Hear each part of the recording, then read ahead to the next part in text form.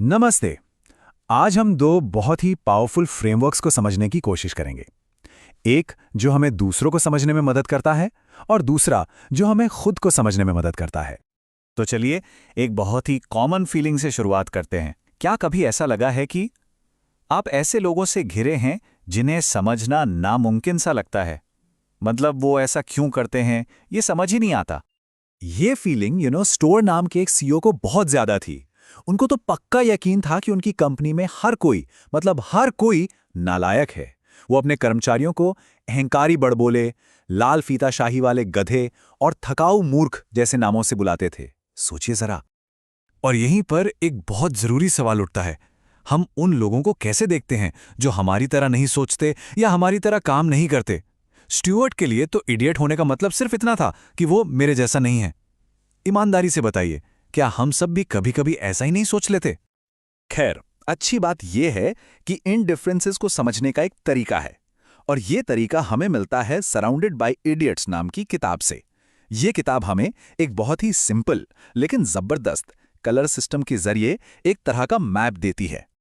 तो ये मॉडल क्या करता है? ये हमारे बिहेवियर को 4 मेन टाइप्स में बांटता है: रेड, येलो, ग्रीन और ब्लू। आप देख सकते हैं हर रंग की अपनी एक कोर क्वालिटी है, अपना एक ड्राइवर है। मतलब वो किस चीज से मोटिवेट होते हैं। जैसे एक रेड पर्सनैलिटी वाला इंसान, उसके लिए हर चीज एक कंपटीशन है जिससे जीतना ही है।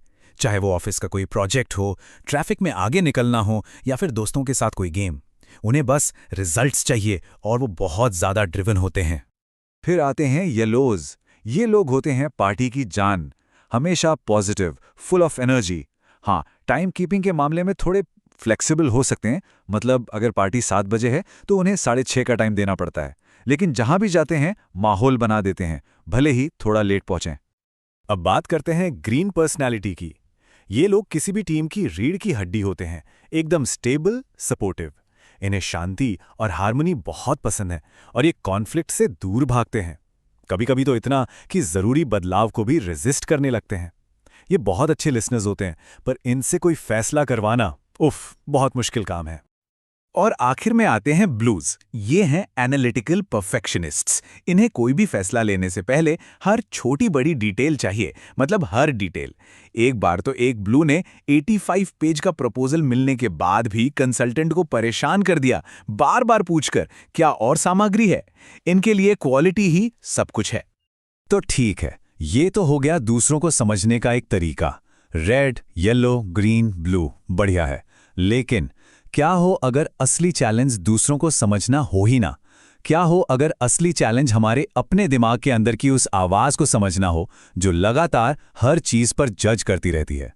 यही तो वो आवाज है जो दूसरे रंगों को इडियट का लेबल चिपका देती है। तो चलिए अब इस अंदर की दुनिया में थोड़ा और गहरा उतरते हैं। और ये सफर हमें हमारी अंदरूनी दुनिया में ले जाता है। और यहां हम मदद लेंगे माइकल सिंगर की किताब द अनटेथर्ड सोल के एक कॉन्सेप्ट की। सिंगर कहते हैं कि हमारे दिमाग के अंदर ना एक आवाज है जो लगातार बोलती रहती है, नॉन स्टॉप चैटर। ये बिल्कुल वैसा है जैसे आपके साथ एक रूममेट रहता हो जो कभी चुप ही नहीं होता। ये आवाज हर चीज पर कमेंट करती है, चिंता करती है, जज करती है, और इसी वजह से हमें एंग्जाइटी और सेल्फ डाउट होता है। यहां पर सबसे क्रूशियल रियलाइजेशन ये है कि आप वो आवाज नहीं है, आप तो वो हैं जो उस आवाज को सुन रहा है। जरा सोचिए, अगर आप उसे बात करते हुए सुन सकते हैं तो आप वो आवाज कैसे हो सकते हैं? आप तो लिसनर हैं, एक विटनेस। तो सवाल ये है कि इस अंदरूनी बकबक से आज़ादी कैसे मिले? रास्ता सुनने में बहुत सिंपल है, पर बहुत गहरा है। बस एक कदम पीछे हटिए और इस आवाज को देखिए, ठीक वैसे ही जैसे आप आसमान में बादलों को गुजरते हुए देखते हैं।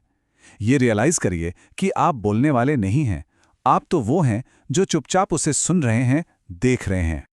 तो अब इन दोनों दुनियाओं को जोड़ते हैं।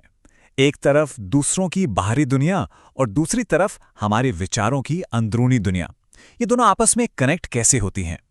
देखिए, सिंगर जिस अंदरूनी काम की बात करते हैं वो असल में एरिक्सन के कलर मॉडल को सही से इस्तेमाल करने के नींव है, फाउंडेशन है। जब हमारा अंदर का रूममेट शांत हो जाता है तो हम दूसरों के अलग अलग रंगों पर रिएक्ट करना कम कर देते हैं। जब हम अपने अंदर के डर और इनसिक्योरिटी के कांटों से कंट्रोल होना बंद कर देते हैं तो हम दूसरों को ज्यादा एक्सेप्ट करने लगते हैं। मतलब असली कम्युनिकेशन स्किल अंदर की अवेयरनेस से ही शुरू होती है। तो इन दोनों पर्सपेक्टिव्स को मिला के हमें एक बहुत ही क्लियर और प्रैक्टिकल रास्ता मिलता है। एक ऐसा रास्ता जो हमें न सिर्फ दूसरों के साथ बल्कि खुद के साथ भी हमारे रिश्ते को बेहतर बनाने में मदद करता है। तो एक्शन प्लान क्या है? बहुत सिंपल, 2 चीजें करनी है। पहली, दूसरों के बिहेवियर को ऑब्जर्व करें, उन्हें इडियट समझने के बजाय अलग अलग रंग की तरह देखें जिनकी प्रोग्रामिंग अलग है। और दूसरी, अपने खुद के विचारों को ऑब्जर्व करें, देखें कि आपका अंदरूनी रूममेट क्या कह रहा है, लेकिन उसकी बातों से जुड़े मत। बस याद रखें, अलग होने का मतलब गलत होना नहीं है, और मुश्किल विचारों और फीलिंग्स को बस अपने अंदर से गुजरने दें। ये प्रैक्टिस आपको अंदरूनी शांति और बेहतर बाहरी रिश्ते दोनों देगी। और आखिर में ये सारी बातें हमें एक बहुत ही गहरे सवाल पर लाकर छोड़ देती हैं। क्या दुनिया को समझने के लिए हमें पहले खुद को समझना जरूरी है? क्या बाहर की समझ का रास्ता असल में अंदर की जागरूकता से ही शुरू होता है? इस पर जरूर सोचिएगा।